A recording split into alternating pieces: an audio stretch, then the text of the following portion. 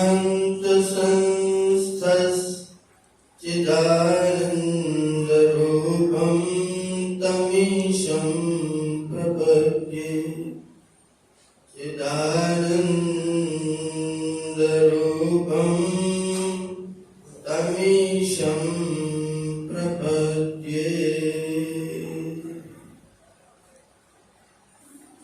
अभी आप जिनके प्रेरणादायी राष्ट्रीय गीतों से आनंदित हो रहे थे, मेरे भाई आदरणीय श्री प्रताप सिंह महाराज जी, आदरणीय भाई श्री सुखदेव जी, जी, कार्यक्रम का संचालन कर रहे आदरणीय डॉक्टर जी, इस कार्यक्रम के संयोजक और आयोजक आदरणीय श्री रंजीत जी, श्री रामकृष्ण जी, वंदनीय मातृशक्ति समादरणीय सज्जन, प्यारे बच्चों, आज प्रातः काल एक विषय निश्चित किया गया था बोलने के लिए। मैंने सोचा था प्रताप जी भी उसी विषय पर बोले, और प्रताप जी ने आपको आपका राष्ट्र धर्म समझाया है। मैं आपको आपके घर में आपसे बातचीत, आपके घर के लोगों से आपकी बातचीत करना और कराना चाहता हूँ। एक बात बहुत गंभीरता से जान लीजिएगा, सारे संसार का बनना और सारे संसार का बिगड़ना घर से ही शुरू होता है। संसार, अगर आपको ऐसा लगता है कि संसार इस समय बहुत बिगड़ गया है, तो वो बिगड़ा कहाँ से है? घर से। और अगर आपको लगे कि संसार बहुत अच्छा बन गया है, तो बना कहाँ से है? वो भी घर से। संसार के बनने और बिगड़ने की पूरी जिम्मेदारी हमारे घर की है। और घर में भी अगर कोई चीज बिगड़ी है या बनी है, तो उसकी जिम्मेदारी कौन बटोरेगा? बहू और बेटी। अपने ऊपर नहीं। हाँ, अपने ऊपर नहीं, जिम्मेदारी सबकी है, लेकिन विशेष जिम्मेदारी स्त्री जाति की है। क्योंकि माता कौन है? माता माने क्या है? माता माने बनाने वाला, और पिता माने क्या है? पिता माने पालन करने वाला। बने बनाए को ठीक रखना काम किसका है? पिताजी का। और बनाना काम किसका है? माता जी का। मकान बनाने वाला मिस्त्री माता है, रंग रोगन करने वाला पिता है। अब जिम्मेदारी किसकी ज्यादा है? रंग रोगन वाले की ज्यादा। रंग रोगन वाला अच्छा रंग रोगन करे तो सुंदरता में चार चांद लग सकते हैं, लेकिन अगर दीवार ही टेढ़ी हो तो रंग रोगन करके कितना बनाए? अगर उसने कोई सीधा दीवार खड़ा करके मोटा मोटा बीम डाल के सीधा छत पाट दिया, तो रंग रोगन करके आप उसे कितना बनाए? मिस्त्री ने कोई नक्काशी की, नक्काशी कोई की नहीं, तो रंग रोगन करने वाला क्या लगेगा? दीवार पर चूना बोल और क्या करे? तो ज्यादा जिम्मेदारी निर्माण करने वाले की होती है, उसके बाद की जिम्मेदारी पालन करने वाले की होती है। संसार अगर बिगड़ा है तो घर से बिगड़ा है, और घर अगर बिगड़ा है तो घरनी से बिगड़ा है। घर बिगड़ेगा तो घरनी से बिगड़ेगा, और घर बनेगा तो घरनी से बनेगा। घर नीके नहीं घरनी के बिना, घर नीके नहीं घरनी के बिना। घर नी ठीक नहीं है तो घर भी ठीक। अगर किसी के घर जाने पर आपको उधर से बढ़िया काजल लगाए हुए, जूता मोजा पहने हुए सुंदर सुंदर बालक दिखाई दे, तो आप क्या अनुमान लगा जिसके पिताजी ने पैंट पहना है हो? क्या सोचते हैं? जरूर इसकी माताजी बहुत सभ्य हो, जरूर अपने बच्चे को सुंदर सुंदर तेल टीका लगा करके फिर भेजा है। बचपन में हमारे जब बड़े पुत्र जी थे तो वो मोजा को मोना कहते थे, और पता नहीं क्या था कि जब उन्होंने बोलना शुरू किया तो मोना बिना पहने घर से नहीं, वो बिना जूता मोना पहने ऊता मोना बोलता था, जा भी नहीं कहता था, ऊता मोना, ऊपर भले पूरा, ऊपर अरिहन, नीचे जूता मोना के बिना पैर बाहर से बाहर निकाल, ऊता मोना जरूर पहने। बच्चे अगर अच्छे बनकर के बाहर करके निकल रहे हैं, इसका मतलब इस घर की माताजी अच्छी है। अगर बच्चे का दो मोमबत्ती नाक में निकल रहा हो, कभी एक अंदर जाए कभी एक बाहर जाए, कभी इधर वाली अंदर करे उधर वाली बाहर करे, तो ये बच्चे किनके हैं? ये मोमबत्ती वाले भी यहीं से आते हैं। तो मोमबत्ती वाले हैं कि बिल्कुल साफ सुथरे वाले हैं, वो जिम्मेदारी पिता की अपेक्षा से माता की ज्यादा होती है। इसलिए क्योंकि आयुर्वेद का सिद्धांत है, आयुर्वेद का सिद्धांत है कि पुत्र और पुत्रियों के शरीर के निर्माण में माता और पिता के शरीर का 1 और 15 का अनुपात खर्च होता है। कितना? 1 और 15। 1 किसका है? आप पिताजी का है, और 15 किसका है? माताजी का। जिम्मेदारी किसकी ज्यादा होगी? माताजी का। स्ट्रक्चर जो होता है बॉडी, ताना बाना जो है वो तो पिता का है, और उसके ऊपर बाकी जितना मटेरियल लगा है वो सब किसका है? माताजी का। वो माता का है। इसलिए पुत्र जाता है शमशान में अपने पिता का अस्थि संचयन कर, क्योंकि इसके अस्थि में जो कुछ है वो सब पिता का है। तो पिता ने इसको अस्थि दिया, इसलिए पिता का अस्थि संचयन करता है। पुत्र जाता है पिता का अस्थि चयन करना, क्योंकि इसकी जो अस्थियां, इसका जो स्ट्रक्चर है जो शरीर का, वो पिता का है। और उसके ऊपर जो कुछ लगता है मांस मसाला, वो सब किसका है? वो माँ के शरीर का। इसके लिए माँ को भोजन कराना पड़ता है, आयरन की गोलियां खिलानी पड़ती है, तमाम दवाइयां खिलानी पड़ती है, स्वास्थ्यवर्धक चीजें खिलानी पड़ती है। माता और पिता दोनों मिलकर के संतान का निर्माण करते हैं, और दोनों के निर्माण में भी जिम्मेदारी ज्यादा किनकी होगी? माताजी। क्योंकि अनुपात दोनों का 1 और 15 का होता है। जिसका ज्यादा अनुपात होगा उसका प्रभाव भी ज्यादा होगा। और बच्चे पैदा होने के बाद ज्यादा देर तक किसके पास रहते हैं? माताजी के। पिताजी माँ के पास। छोटे में बच्चे जब तक बच्चा कुछ सीखना शुरू करता है तब बच्चा माँ के पास रहता है। जब सीख जाते हैं तब फिर पिताजी के पास पहुंचता है। तो पिताजी दूसरे दर्जे के हैं, माताजी पहले दर्जे के हैं, और आचार्य लोग, गुरु लोग 3rd क्लास, तीसरे दर्जे के। तो अंग्रेजी बोलने पर लगता है खराब हो गया, तीसरी श्रेणी का करेंगे तो ठीक लगता है। गुरु लोगों के पास तो मटेरियल बनाया जाता है ना। शरीरम माता पितरौ जनयता बुद्धि शरीरम तु आचार्यो जनयता। इस शरीर का, मन का, बुद्धि का, चित्त का कैसा होगा वो निर्माण माता और पिता करते हैं, और बुद्धि रूपी शरीर का निर्माण आचार्य गुरुकुल में पहुंच करके तब करता है। और ध्यान रखिएगा, अगर माता पिता ने अपना निर्माण ठीक नहीं किया तो कोई आचार्य किसी को ठीक से पढ़ा नहीं सकता है।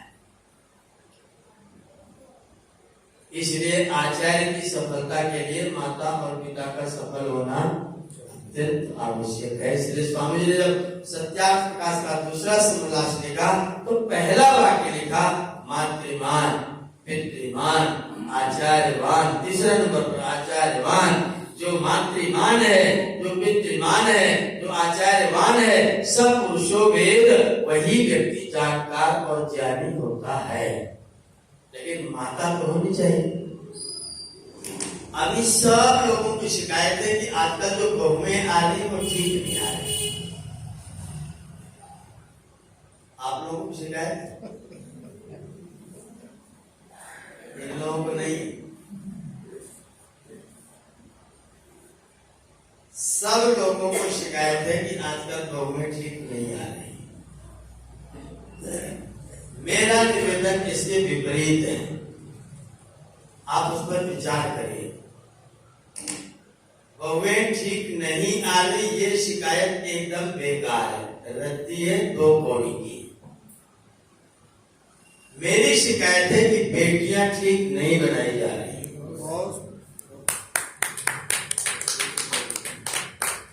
बहुएं खराब नहीं आ रही, बेटियां ठीक बनाई नहीं जा रही। जब हम अपनी बेटी को भेजते हैं तो क्या सोचते हैं कि मेरी बेटी वहां जाए तो पलंग पर से न उतरे, और उधर से मेरी बहू आए तो मेरे पास हमेशा खड़ी रहे, मेरी सेवा में हर समय तत्पर रहे। मेरी बेटी वहां जाए तो पलंग पर उसको सब सामान प्राप्त हो जाए। सासू अम्मा प्रसन्नता करती, प्रशंसा करती, मेरा दामाद इतना अच्छा है कि बेड की उठ करके बना करके और बेटी को मेरी चारपाई पर ही देता है। छींक भी आ जाए तो तुरंत डॉक्टर उपलब्ध हो जाता है। थोड़ी देर बाद माता जी बोली, लेकिन मेरा बेटा तो अपनी बहू का गुलाम हो गया है। मैंने कहा क्यों माता जी? क्योंकि नालायक बेटी उसको अपने हाथ से बना के वही पिलाने लगता है। दामाद जी अच्छे हैं क्योंकि बेटी को बेटी पिलाते हैं, बेटा जोरू का गुलाम है क्योंकि बेटी को बहू को जाकर के चाय पिलाता है। बोलिए न्याय है कि अन्याय? अन्याय। न्याय वाली बात है। मेरा निर्माण है, बहुओं की प्रतीक्षा करनी हो तो बेटियों को ठीक बनाने की चेष्टा करिए। अगर आप बेटी बनाएंगे तो दूसरे नंबर पर बहू होती है। पहला नंबर कौन है? पहला नंबर बेटी का है, दूसरा नंबर बहू का है। तो बहू तो तब बनेगी जब बेटी बनेगी। और कदाचित किसी माता ने सहूर सीख लिया कि आई हुई बहू को अपनी बेटी बना ले, तो मैं कहता हूं उसको जिंदगी में कभी कोई कष्ट नहीं हो सकता है। अगर इस वाली माता जी आने वाली बहू को अपनी बेटी बनाए, वो आने वाली बहू पे प्रतीक्षा करती कि बिल्कुल एकदम हर मामले में डॉक्टरेट करके आई है, पीएचडी करके आई, और अपनी बिटिया को कहती जाओ बेटा अपने घर में सीखना, यहाँ तुमको कुछ यहाँ चूल्हा जलाने की भी जरूरत नहीं, वहां जाना तो सीख लेना, तुम्हारी अम्मा जी सिखाई। तो वहां वाली अम्मा जी कहती तुम्हारी अम्मा चैला जैसी क्या सिखा के भेजी। ये कहानी है। निर्माण घर से होता है और निर्माण का मुख्य आधार माँ है। माँ निर्माण करती। आप सब यहाँ सब समझदार लोग बैठे, सब कुछ न कुछ विचारते सोचते। मैं ज्यादा विचारता हूँ ऐसा नहीं, मैंने वैदिक सिद्धांत ज्यादा पढ़े ऐसा तो मैं कह सकता हूँ, लेकिन विचारता मैं ज्यादा हूँ ऐसा नहीं, क्योंकि हर व्यक्ति विचारता है। आप सब लोग सोचते हैं, आप सब चिंतन करते हैं। आज की जो स्कूल की शिक्षा व्यवस्था है, वो शिक्षा व्यवस्था मानव निर्माण की व्यवस्था है क्या? नहीं। कितने लोग संतुष्ट हैं कि इस व्यवस्था से मानव का निर्माण होता है? हाथ उठाइए। जो आपकी स्कूल की व्यवस्था है, उस व्यवस्था में मानव निर्माण होना संभव नहीं है, तो मानव कहां से बनेगा? मानव का निर्माण आपको अपने घर से करना पड़ेगा। जो हमने कुछ थीम बना रखे हैं, थीम क्या थीम है?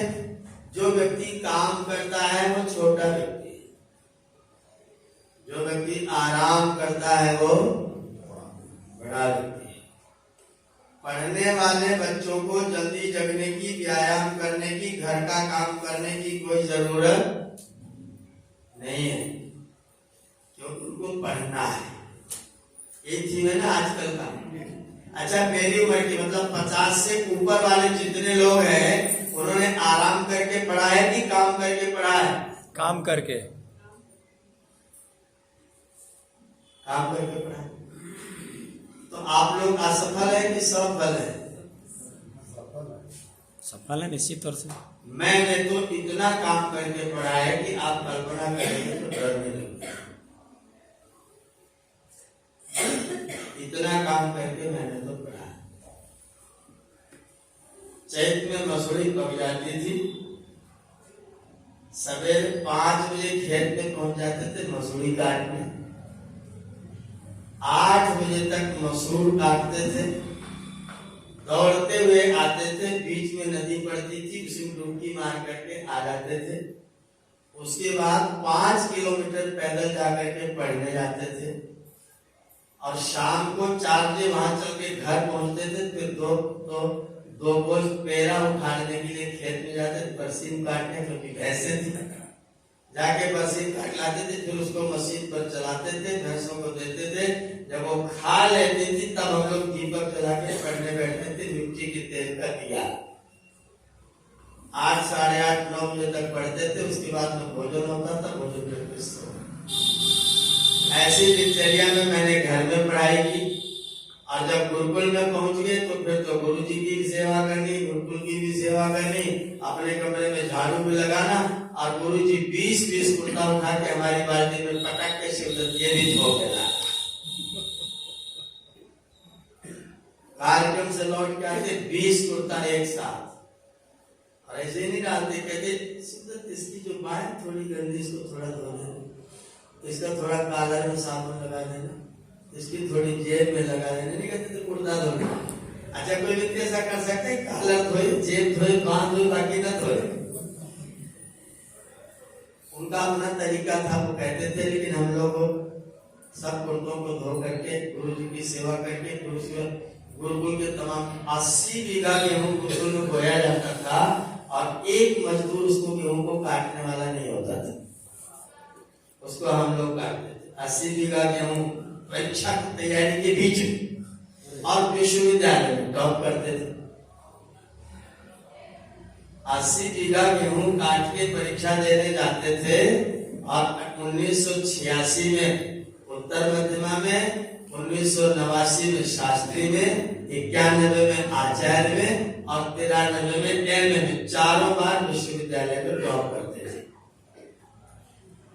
आराम का कोई चांस नहीं था। आज हम सोचते हमारे बच्चे काम करेंगे तो एक बात नोट करके ले जाइएगा, जो व्यक्ति संघर्ष में पड़ता है वो व्यक्ति बलवान और पराक्रमी होता है। जो व्यक्ति आराम में रहता है वो जैसे गमला छत के नीचे रख दो, सूरज की धूप हवा के थपेड़े न लगने दो तो पीला पीला होता है। इसी जो लोग आराम करके जीते हैं वो उसी छाया में रखे हुए गमले के तरीके के होते हैं। वो जीवन का थपेड़ा जब पड़ेगा तो संघर्ष को झेलने की क्षमता नहीं होगी। आपकी बुढ़ापे में सेवा को उठा उठा के वो रखेंगे क्या?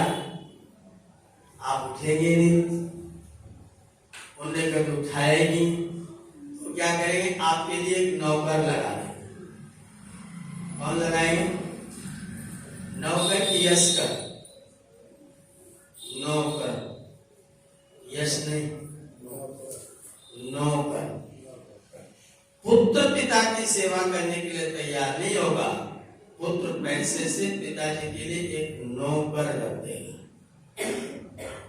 और नौकर पिताजी की सेवा पिताजी के तरीके से तो नहीं करेगा, वो तो दूसरे ही तरीके से व्यक्ति की सेवा करेगा। जिस बच्चे की लंगोटी पिताजी ने मल लगी हुई बदली थी, उस पिताजी की लंगोटी बदलने के लिए पुत्र उपलब्ध नहीं। आप आपने क्या कमाया जिंदगी, 50 साल में आप किए क्या है। आज जो हमारे परिवारों की परिस्थितियां हमने बनाई हुई है, बचपन में तो हम सब माताएं पिता सब लोग सोचते हैं कि हमारे बच्चे जब तक है तब तक वो क्या काम करें, जब तक हम हैं तब तक बच्चे काम ना करें, और हम नहीं रहेंगे तो बच्चे एकदम से परफेक्ट हो जाएं। ऐसा कोई संभव है? कभी नहीं। ऐसा संभव है कि व्यक्ति एक दिन में परफेक्ट सब व्यवस्था संभालने लग जाए? ऐसा कभी नहीं होगा। इसलिए अपने देखते देखते बच्चों को सारे काम संभलवा देने चाहिए।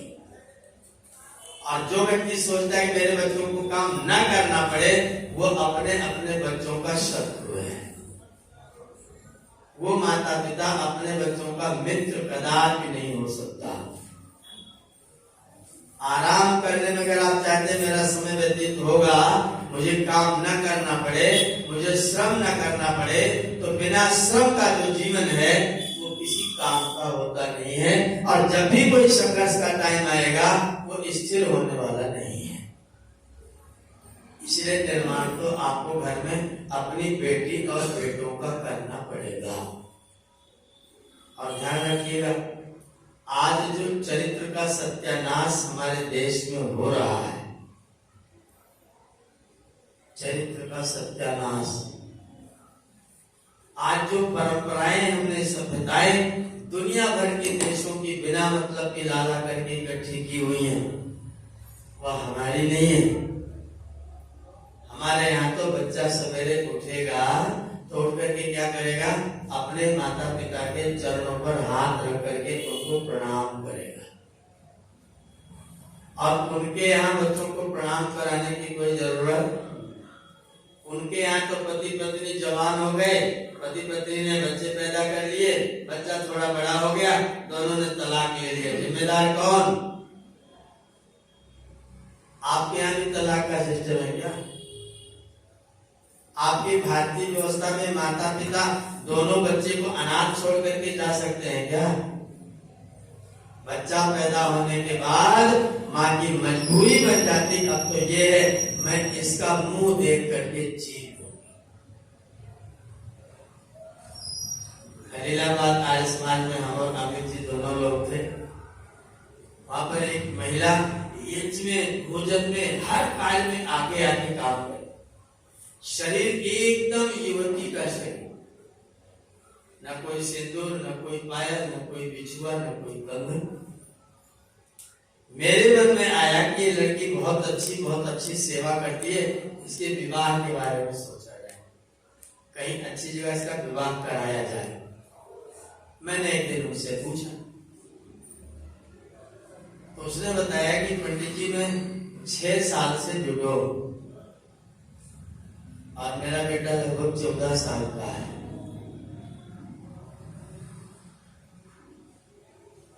14 साल का बेटा है और 6 साल से जुड़े है। मैंने कहा तुम पूरे तरीके से विवाह करने की योग्य थी, तुमने विवाह क्यों नहीं किया?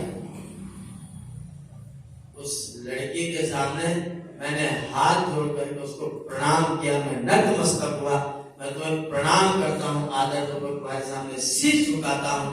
उसने कहा मैंने सोचा मेरा ये पुत्र है, इसके ऊपर किसी दूसरे की छाया पता नहीं कैसी पड़े, इसलिए मैंने सोचा मैं इसका मुंह देख करके जी लूंगी, अपने सुख के लिए कहीं और विवाह आदि करके नहीं जाऊंगी। तो अभी खलीलाबाद में विद्यालय है हमारे समाज में, वहां पर वो पढ़ाती है, वहां पर वो काम करती है। ये माँ की गरिमा है कि वो बच्चे का मुख देख करके जी लेगी, लेकिन अपने सुख के लिए विवाह करने के लिए ये आदर्श आपको इंग्लैंड में, अमेरिका में, जापान में, जर्मनी में, रशिया में मिल सकता है क्या? इस आदर्श को आप प्रणाम करते हैं कि खराब समझते हैं? अगर आप इस आदर्श को ठीक समझते हैं तो फिर अपनी बेटियों को इस आदर्श वाली बेटी बनाना चाहिए कि नहीं बनाना चाहिए? किसी बेटी को, किसी युवती को बॉयफ्रेंड बनाने की आवश्यकता मुझे कोई समझाए, आवश्यकता समझाए। क्या है बॉयफ्रेंड?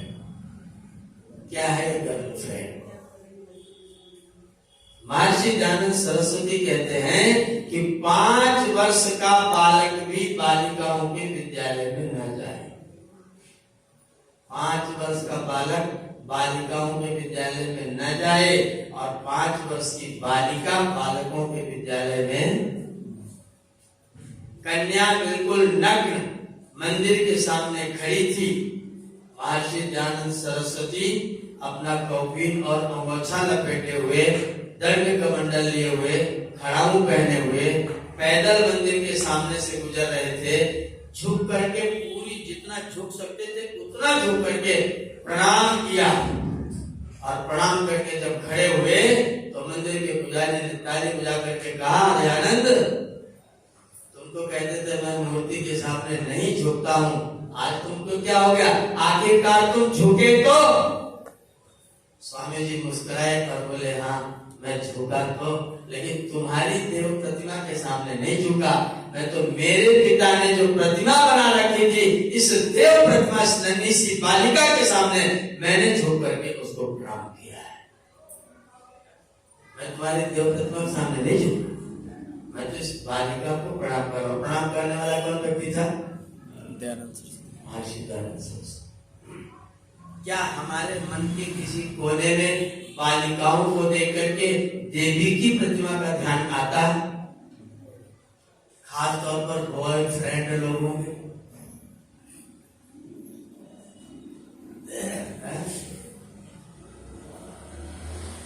जो मनोभाव आता है। आप कल्पना करते हैं ऐसे लोग हैं धरती पर इसमें विद्यमान जो बॉयफ्रेंड बनते हैं उसके बाद में ऐसा भाव रखते हैं?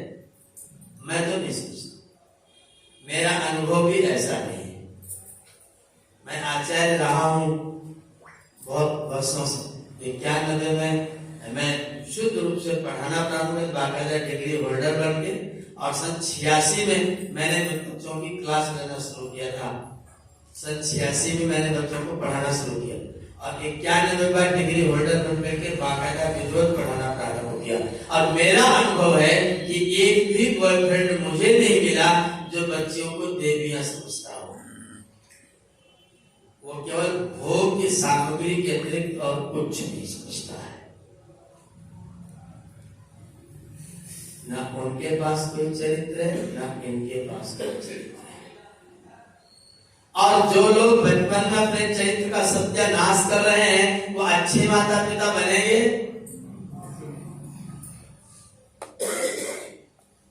चरित्र ही तो पूंजी है मेरी बहन के पास जो वो अपने पति को समर्पित करती है। और क्या है, धन संपदा लेने के लिए विवाह किया जाता है क्या? इतना बड़ा टीम टाम किस लिए होता है? वो सुरक्षित चरित्र है किसी लड़की के पास जो वो अपने पति को समर्पित करती है, इसके लिए इतना बड़ा टीम टाम है। और अगर आपने अपना चरित्र पहले भ्रष्ट कर रखा है तो विश्वविद्यालय में जाना होता है। युवती लड़कियां सिगरेट पीती थी, वो कल जरूर माताएं बनेंगी। 16 साल की जो लड़की सिगरेट पी रही है उसकी संतान के ब्लड में क्या जाएगा? नशा जाएगा कि नहीं जाएगा? और जो लोग सिगरेट पीने वाले के अगल बगल में बैठते हैं उनके श्वास के माध्यम से अंदर जाएगा कि नहीं जाएगा? आज मैं कौड़ी राम में बैठा था तो एक डॉक्टर साहब ने मुझको कहानी सुनी। बोले एक पंडित जी थे, पौराणिक पंडित, उदय नाम था उनका, उदय पंडित जी, गांव के रहने वाले त्रिपाठी परिवार। 70 साल की उम्र में बहुत भयंकर खांसी हुई, चले गए डॉक्टर के पास। डॉक्टर ने छाती का एक्सरे किया तो बड़ी गाली दी पंडित जी। पंडित जी आश्चर्यचकित, क्यों भाई, क्यों ऐसा क्यों कर रहे हैं? तो डॉक्टर ने कहा तुमने हुक्का पी करके, सिगरेट पी करके पूरी फेफड़े का सत्यानाश कर रखा। पंडित जी ने कान पकड़े, बोले जिंदगी में कभी हाथ से भी नहीं छुआ, मुंह से छू बात ही छोड़। बोले फिर स्पॉट किस चीज के हैं, क्या करते हो? पंडित ने कहा साहब हवन कराते हैं। हवन कराते हैं तो ये सब क्या है? बोले हवन के धुएं का स्पॉट अंदर आया हो। वो डॉक्टर बोले हवन मत कराएगा। जो डॉक्टर मुझे ये बात बता रहे थे, उन्होंने कहा कि मेरे सामने की बात थी, तो मैंने उनसे कहा ये जो हवन कराता है उसमें लकड़ी जलवाते नहीं, ये वो वाले पंडित जी हैं